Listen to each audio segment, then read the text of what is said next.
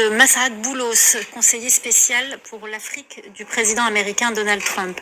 Lors de sa dernière escale à Kigali, il s'est entretenu avec le président rwandais Paul Kagame, avec au menu le renforcement de la coopération économique. Il a également été question de la paix dans la région des Grands Lacs.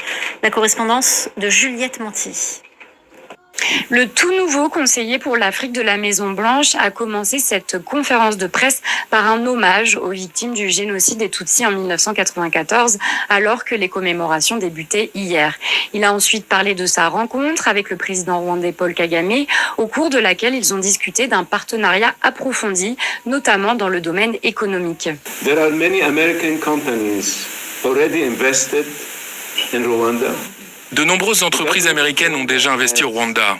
Le gouvernement rwandais a une vision pour être un leader économique et une société prête à faire avancer cette vision.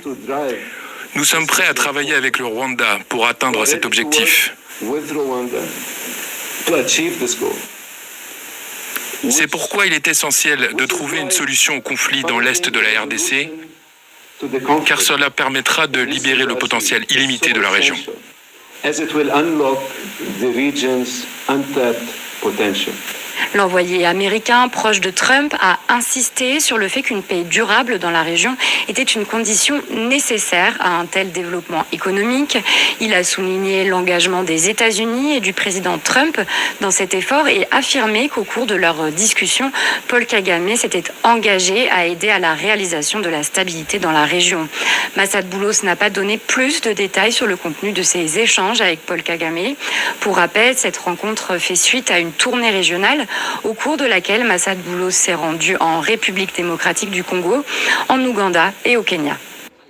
En bref, sachez qu'au lendemain de la visite de Massaad Boulos en République démocratique du Congo, les 3 Américains condamnés à mort pour une tentative de coup d'État ont été libérés et rapatriés aux États-Unis. Leur peine avait d'abord été commuée en prison à vie.